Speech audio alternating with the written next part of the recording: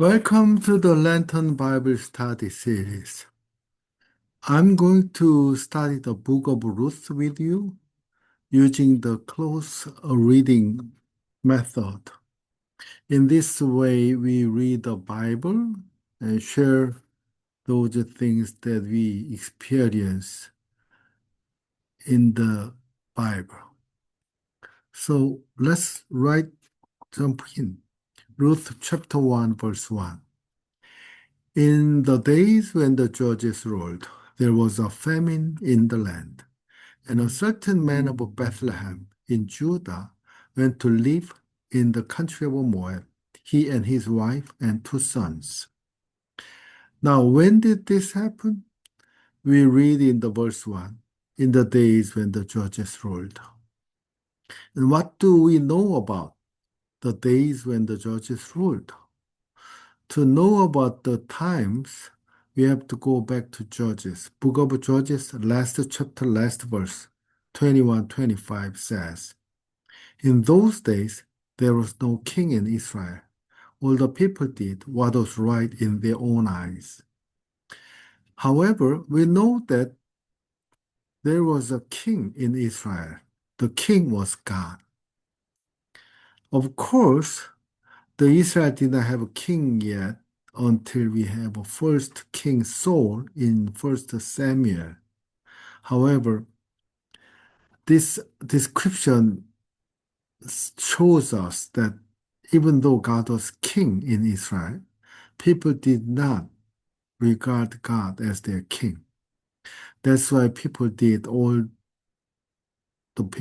what was right in their own eyes. It's not only the last chapter and last verse. It says in 17, Judges chapter 17, verse 6. In those days, there was no king in Israel. All the people did what was right in their own eyes.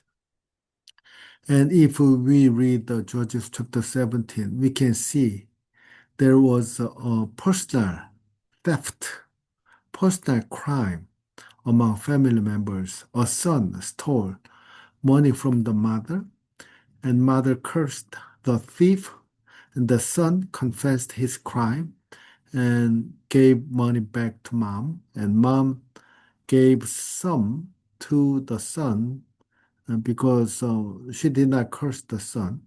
And the son used the money to build his own personal altar and hire a family priest. So we know that there was no spiritual or holy way to install a priest. They just have a system and hire a priest, giving them salary, and it was a job that people perform without the interaction with God. And that's the times when there was no king in Israel. And verse 18, this personal scale uh, misconduct is expanded into a tribe. In those days, there was no king in Israel. And in those days, the tribe of the Danites was seeking for itself a territory to live in, for until then, no territory among the tribes of Israel had been allotted to them. So, unlike chapter 17, in chapter 18, Danite, a tribe, committed a crime. They invaded a village where people peacefully lived there and then took the land for themselves. And they made the personal priest that we saw in chapter 17 a priest for the whole tribe. And in verse 19, it become now a national crime. In those days, when there was no king in Israel, a certain Levite residing in the remote parts of the hill country of Ephraim took to himself a concubine from Bethlehem in Judah. So it is an irony that we read that the man left Bethlehem in Judah to go to Moab, and this Levite took himself a concubine from Bethlehem in Judah. And then the concubine ran away. The man went to the concubine's house and brought her back. And on his way back to his house, they stayed in a place where the Benjaminite ruled. And then people came to the house and asked him to come out. And the owner of the house tried to give his two daughters to the mob, to gang members, but the Levite just gave in and sent the concubine out. And the concubine was raped all night. And in the morning, she was unconscious at the doorpost.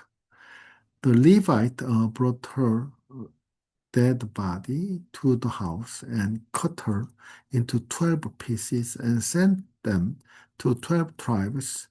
Uh, and everybody was mad and angry, and they proclaimed the war against the Benjaminite, and they actually destroyed the whole tribe.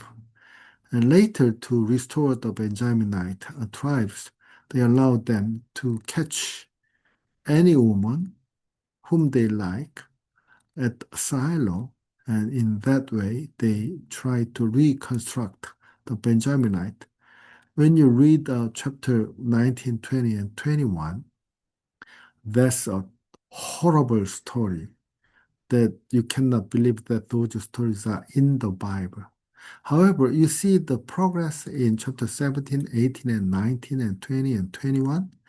The personal crime becomes tribal crime, and it ends up in national crime. And the conclusion says that when there was no king in Israel, people did everything that they saw fit. When this happened, there was a famine in Bethlehem. However, this is another irony. Bethlehem is combination of a beit and lechem, house and bread. So Bethlehem actually means house of bread. It means that there was no bread, famine, in the house of bread. That's the first sign of life without God as the king. So my question for you is this. When did you experience no bread in the house of bread? We can call it financial stress situation. And when we have a financial stress, the first thing we have to examine is our relationship with God.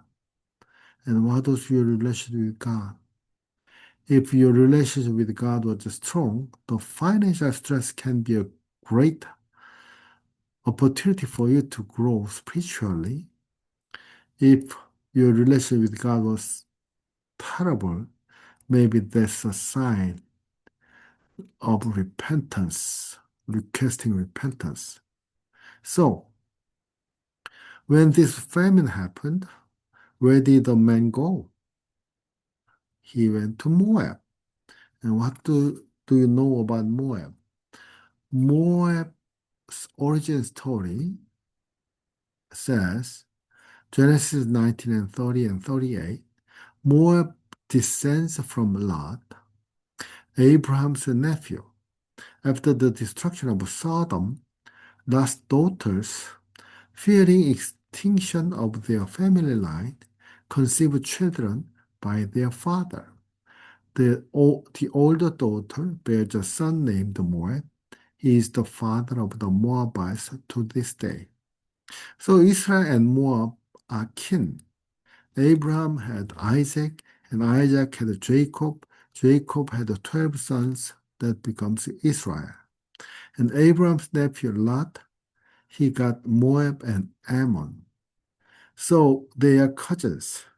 But from a morally complicated episode, from the beginning, the relationship carries both closeness and discomfort. And during the wilderness period, it is a relationship of fear and hostility. When Israel leaves Egypt, Moab feels threatened. So in Numbers 22 to 24 chapters, King Balak of Moab hires Balaam to curse Israel. Instead, Balaam blesses them. This is a theological irony at its finest. Moab tried to curse, but God turns it into blessing. But the tension escalates. In Numbers 25, Moabite women invite Israelite men into idolatry, worship of Baal of Peor. This leads to divine judgment. Later, Deuteronomy 23, verse 3 to 6 says that no Ammonite or Moabite may enter the assembly of the Lord, even to the 10th generation, because they did not meet Israel with bread and mortar, and because they hired Balaam. So early relationship had fear, religious conflict, and boundary setting. So he had to leave his hometown with his family and go to Moab, a place that Israelites did not want to go. Now, the question we have to ponder is, when did you experience a first migration situation? When and why did you leave your hometown? Where did you go? Maybe that's a sign of your relationship with God becomes weaker or in a bad situation. Or maybe you went to Moab to do your mission and ministry. However, it's an issue that we can ponder and think about. Well, I will stop here this week and we can continue next week and we'll see what can we do. All right. Thank you.